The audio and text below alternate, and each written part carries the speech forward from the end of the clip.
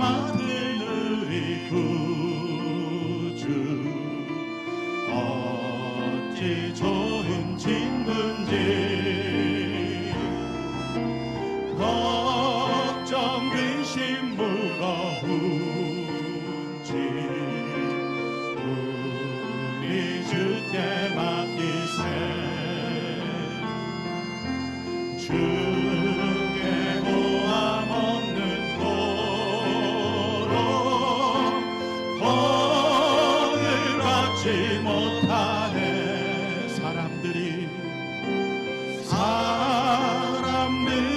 어찌하여 아랠 줄을 모를까 시험 걱정 모든 괴로 없는 사람 누군가 우리 없이 낙심 말고 기도드려 아래세 이런 진실하신 친구 찾아볼 수 있을까 우리 약함하시오니 우리 약함하시오니 어찌하리 아래까 근심 걱정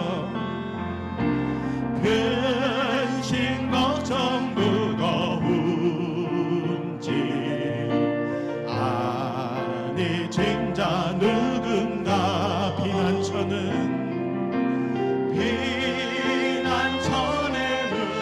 예수 주께 기도드리 세상 친구 멸시하고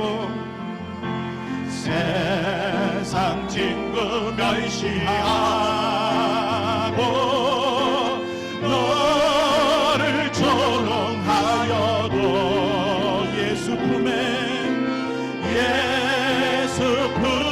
안기어서 참된 세상 친구 멸시하고 세상 친구 멸시하고 너를 조롱하여도 예수 품에 안기어서 참된 위로 받겠네.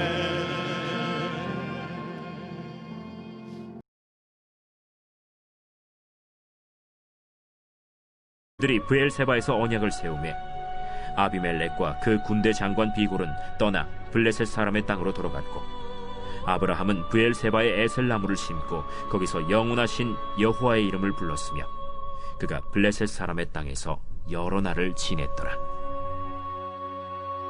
제22장.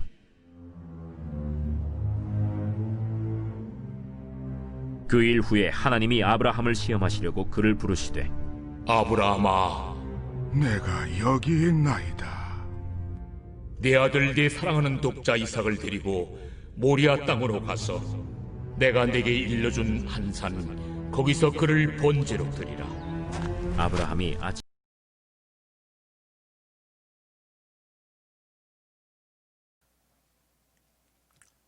하나님 아버지, 오늘 또 금요 기도회를 통하여 하나님의 은혜를 우리 모든 성도들이 입기를 원합니다. 각자의 처소에서 예배를 드립니다. 성령께서 각 가정마다 친히 방문하셔서 우리 모든 성도들의 필요와 또 말씀을 통하여 위로와 용기를 얻는 기도의 자리가 되게 해 주옵소서. 세상이 참 어렵고 힘듭니다. 이 위기와 어려운 상황을 믿음으로 돌파할 수 있는 모든 성도님들이 되게 하여 주옵소서. 우리의 모든 핍절함을 주님의 은혜로 채워주실 것을 믿사오며 예수님 이름으로 기도합니다. 아멘. 오늘 하나님의 말씀은 창세기 21장 32절에서 22장 2절까지 말씀입니다. 오늘 말씀의 제목은 이런 예배자가 됩시다. 코로나19로 인해서 많은 성도님들 뿐만 아니라 우리나라의 많은 국민들이 참 어렵다, 그런 얘기들을 합니다.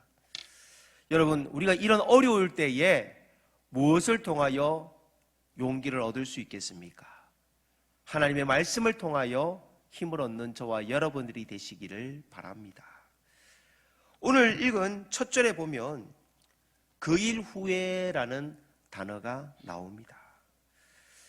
그 일 후에라는 단어가 있다면 그 일 전에 무슨 일이 있었다는 것을 우리가 보게 됩니다. 오늘 아브라함은 그가 외국인으로서 살고 있는 그랄 땅에서 그는 그랄 왕 아비멜렉에게 자신이 판 우물을 빼앗기는 억울한 일을 당합니다.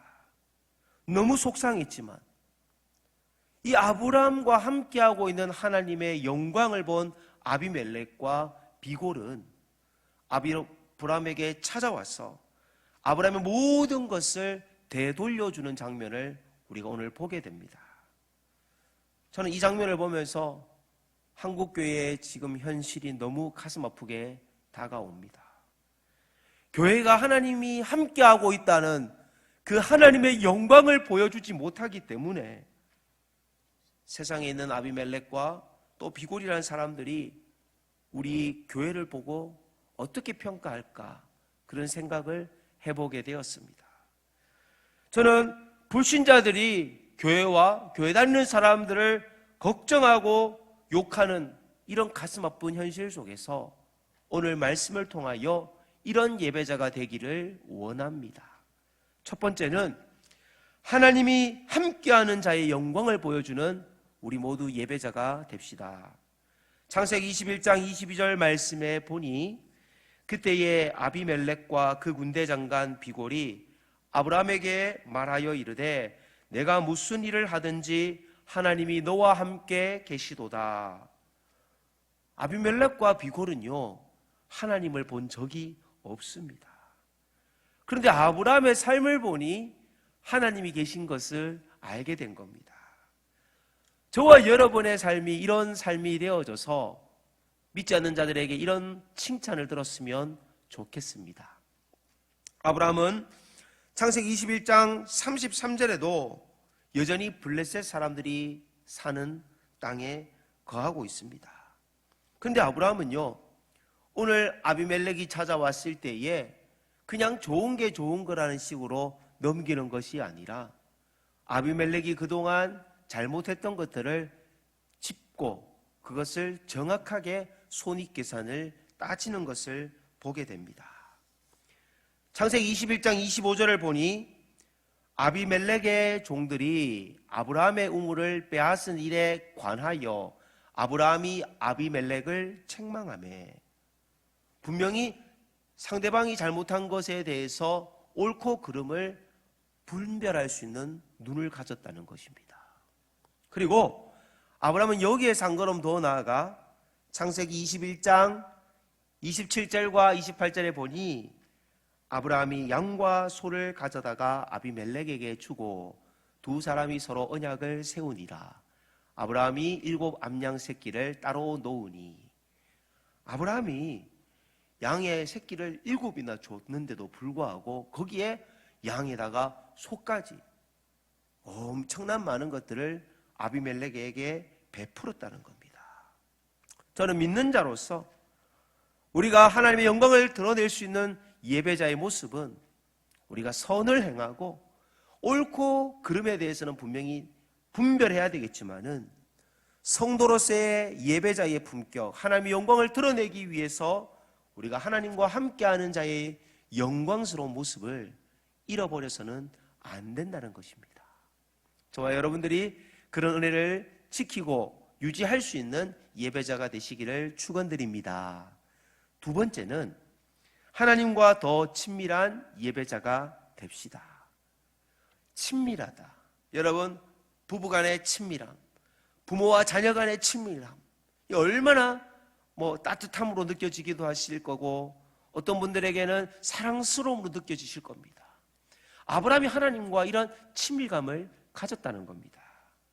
아브라함은 그 척박한 광야에서 하나님과 친밀감을 느끼기 위하여 어떤 일을 행하는데요, 그 척박한 땅에다가 나무 한 그루를 심습니다. 그 나무는 에셀 나무입니다. 여러분 사진을 통해서 한번 보시기를 바랍니다.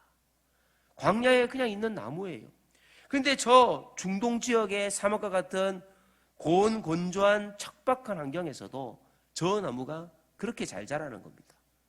뿌리를 자그마치 땅속으로 30m 이상 뻗어져 나가는 강한 수원지를 찾으려고 몸부림을 치는 그런 나무라는 겁니다. 그리고 이 나무의 특징이 있는데 소금기가 나무 잎사귀에 많이 있습니다. 아침에는 새벽 이슬을 머금었다가 햇빛이 강하게 내리쬐는 한낮에는 머금었던 그 이슬을 내뿜으면서 가장 시원한 그늘을 제공하는 나무입니다. 에셀나무를 심는 것만으로도 그 거주지에는 쾌적한 환경을 제공받을 수 있을 겁니다.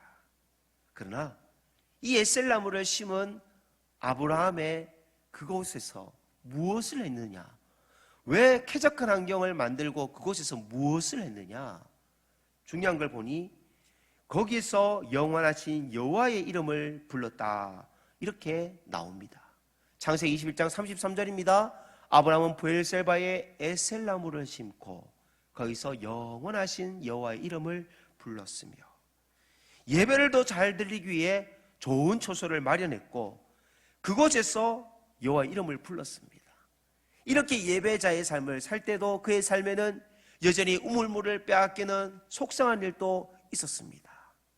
그러나 에셀나무처럼 그는 소금의 영향력들을 드러내고 또 은혜의 생수를 머금기 위해서 뿌리를 그 땅속 깊은 곳까지 내리는 것처럼 하나님의 은혜에 자신의 그 영적인 것을 갈망했던 그 아브라함의 열정, 기도의 열정, 우리가 본받는 그런 예배자가 되시기를 축원드립니다.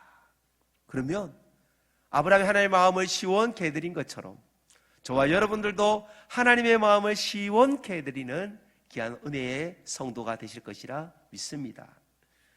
우리가 믿지 않는 자들에게 하나님을 어떻게 그 영광스러움을 보여줄 수 있습니까? 그것은 아브라함이 하나님과 그 가까워진 친밀감을 보여주는 데 있어서 시작됩니다.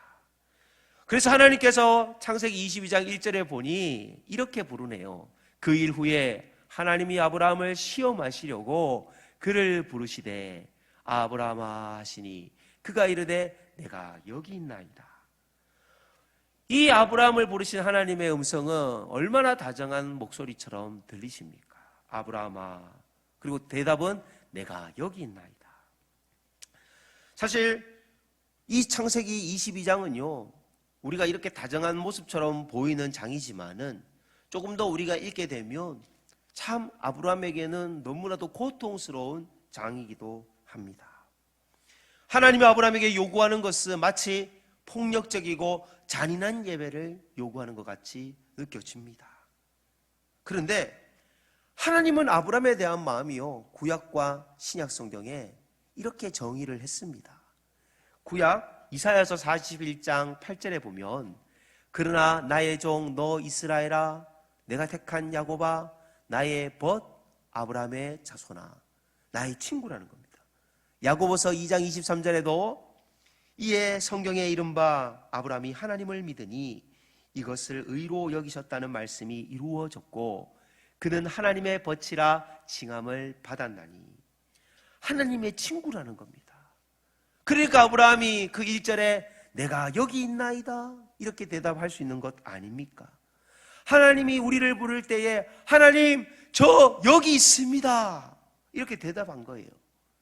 그런데 창세기에도 아담을 하나님이 부르시는 장면이 있습니다.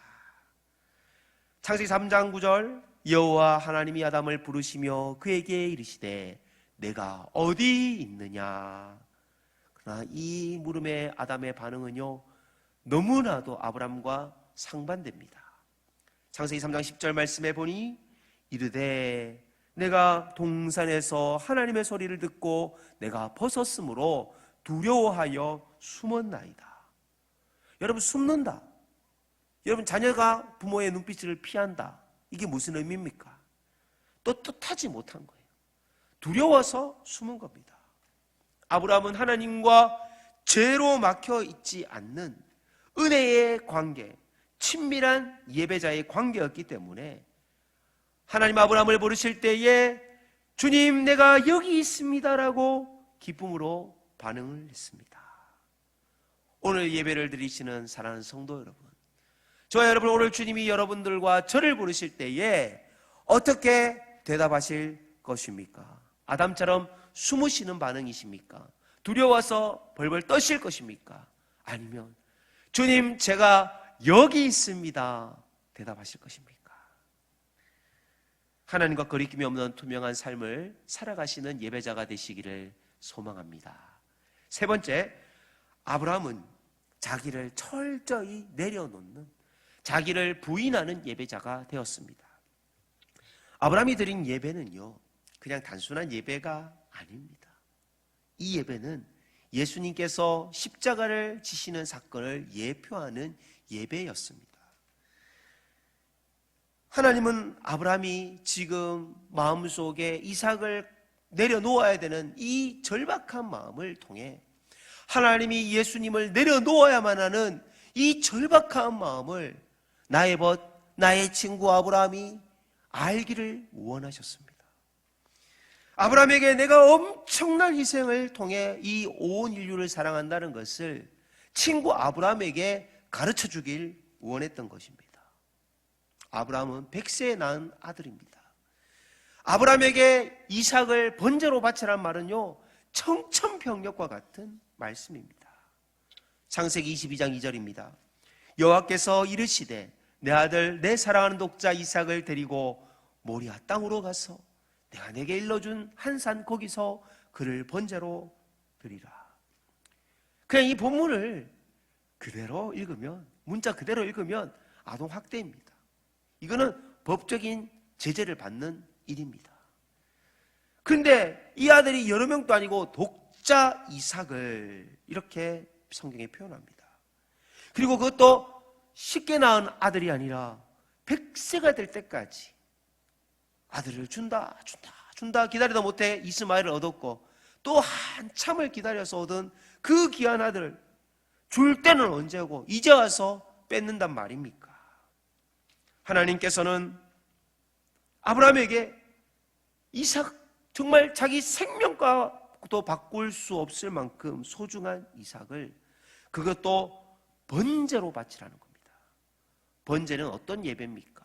여러분, 팔 다리를 자르고 배를 갈라서 창자를 끄집어내고 피를 다룬 곳에 붓고, 얼마나 끔찍한 예배입니까? 아브라함은 이 예배를 도저히 드릴 자신이 없어서 아내에게 상의할 수도 있었을 것이고, 종들에게 자신을 말려달라고 간접적인 요청도 할 수 있었습니다. 그러나 아브라함은요, 그 하나님의 마음에 얼마나 순종하느냐. 창세기 23장 3절을 보니 아브라함이 아침에 일찍이 일어나 나귀 안장을 지우고, 언제 일어났다고요? 잠을 뒤척이다가 늦잠 잔 것도 아니라 그냥 다른 생각이 들까봐 아침에 일찍 일어나 그냥 아침 일찍부터 순종하는 겁니다. 그리고 두 종과 그의 아들 이삭을 데리고 번제에 쓸 나무를 쪼개어 가지고, 그리고 양이나 염소를 들고 갔습니까? 다른 대안의 제사 제물은 준비하지 않고 그저 나무와 이삭만 데리고 올라갔다는 겁니다. 아브라함은 어떤 마음으로 이 일을 행하려고 했던 것입니까? 여러분, 히브리서는 믿음의 장이라고 할 수 있는 히브리서 11장이 나오는데, 히브리서 11장 17절과 18절과 19절을 읽겠습니다. 아브라함은 시험을 받을 때에 믿음으로 이삭을 드렸으니 그는 약속들을 받은 자로 돼 그 외아들을 드렸느니라. 그에게 이미 말씀하시기를 내 자손이라 칭할 자는 이삭으로 말미암으리라 하셨으니, 그가 하나님이 능히 이삭을 죽은 자 가운데서 다시 살리실 줄로 생각한지라. 비유컨대 그를 죽은 자 가운데서 도로 받은 것이니라. 아브라함은 그리 아니하실지라도 하나님이 아들 이삭을 살려주지 아니하실지라도 무조건 순종했습니다. 우리는 이것저것 계산해보고 순종할 때가 많습니다. 그러나 아브라함은 하나님의 말씀이 떨어진 순간 그 다음날 새벽부터 아침 일찍 일어나서 하나님의 말씀에 순종했습니다. 우리가 일본말로 아리까리, 독일말로 MMO, 아프리카말로 긴가민가, 프랑스말로 알쏭달쏭 뭐 이렇게 하나님의 말씀을 내가 잘못 들은 거 아닌가 그렇게 생각하지 않은 겁니다. 그냥 3일길 걸어가는 동안에도 그 거리가 약 60km 정도 되는 거리입니다. 부엘셀바에서 모리아산까지 약 60km가 되는 이 거리를 3일 동안 걸어가면서 많은 생각이 떠올랐을 겁니다. 핑계 아닌 핑계거리를 만들려고도 할 수 있습니다. 모리아산 정상까지 종들과 함께 간다면 내가 슬로우 비디오 모션으로 칼을 들어 이렇게 죽이려고 할 때 종들이 나를 붙잡지 않을까, 그런 것도 미리 계산해 볼 수 있지 않습니까? 또 사례에게 새벽에 일어나서 내가 모리아산을 왜 가느냐, 당신 아냐고, 하나님이 내 아들을 번제로 바치라고 한다고 한 번쯤 말을 흘릴 수도 있지 않았겠습니까? 그러나 아브라함은 종들을 데리고 정상으로 올라가지 않았습니다. 아브라함은 자신이 하나님의 말씀에 순종하는 것에 있어서 걸림돌이 되는 것이 있다면 그것이 어떤 것이든 간에 하나님 앞에 자기를 부인하는, 하나님 앞에 자기를 내려놓는 예배자의 삶을 선택했습니다. 사랑하는 성도 여러분, 저와 여러분들이 왜 이 세상 속에서 하나님의 이름과 하나님의 교회의 영광을 드러내는 성도로 살지 못합니까? 그것은 우리를 십자가 앞에 못 박지 못하고 우리를 주님이 지셨던 그 십자가를 지고 주님을 따르지 않기 때문입니다. 그 아들 이삭의 입장에서도 한번 우리가 생각해 봅시다. 아버지가 종들을 그 모리아산 밑에 두고 이제 자기와 함께 올라가는데 번제할 불도 손에 있고 나무도 있는데 번제할 양이 없는 겁니다. 사실 나무를 이삭이 짊어지고 올라가는 것을 보게 됩니다. 이 이삭이 나무를 치고 올라갈 때에 한번 이런 생각이 들 수 있잖아요. 그 정도 짊어질 나이라면 대충 우리가 생각해도 청소년이나 대학생 정도의 나이는 될 겁니다. 그런데 아버지가 자기를 향하여 칼을 드는 그 순간 아버지 왜 그러세요? 이렇게 반항했다 성경에 나오지 않습니다. 눈 하나 깜짝하지 않고 도망가지 않습니다. 이삭의 이 모습은 마치 예수님께서 십자가에 매달리셨을 때에 정말 하나님의 이름을 부른 것 외에는, 그리고 가상칠언의 말씀 외에는 그 십자가의 그 쓴자를 묵묵히 하신 것과 같은 순종이었습니다. 예수님의 피 맺힌 그 절규를 들으면서까지 하나님은 우리를 향한 사랑을 행할 수밖에 없었던 것입니다. 아브라함은 그 하나님의 사랑을 자신의 아들을 바침으로 하나님 앞에서 구약의 십자가의 사랑을 실천한 것입니다. 창세기 22장 12절 하나님은 즉시 이렇게 나타납니다. 사자가 이르시되 그 아이에게 내 손을 대지 말라, 그에게 아무 일도 하지 말라. 내가 내 아들 내 독자까지도 내게 아끼지 아니하였으니 내가 이제야 내가 하나님을 경외하는 줄 아노라. 우리가 성경 처음 시작할 때는 그 일 후에라는 코로나와 같은 고통의 시간이 아브라함에게도 있었습니다. 그러나 이제야 하나님께서 아브라함을 기억하시고 하나님께서 아브라함의 손을 붙잡으시는 은혜를 보게 됩니다. 우리의 인생에는요, 고난주간이 있어야 부활절이 온다는 것입니다. 갈라디아서 6장 9절 말씀에 보니 우리가 선을 행하되 낙심하지 말지니 포기하지 아니하면 때가 이름에 거두리라. 우리 믿음으로 한번 다 같이 해보겠습니다. 시작. 우리가 선을 행하되 낙심하지 말지니 포기하지 아니하면 때가 이름에 거두리라. 사랑하는 성도 여러분, 힘든 세상 속에서 여러분들 하나님의 은혜가 멀리 느껴지십니까? 하나님의 음성이 나에게 가슴 저미게 다가오지 않으십니까? 오늘 우리는 이 말씀을 통해서 다시 일어섭시다. 우리 인생에 설령 그리 아니하실지라도 고난이 있을지라도 낙심하지 마시고 포기하지 마시기를 바랍니다. 하나님의 사랑을 힘입어서 반드시 이 고난을 이겨내시는 저와 여러분들이 되시기를 축원드립니다. 우리 함께 기도의 자리로 나가겠습니다.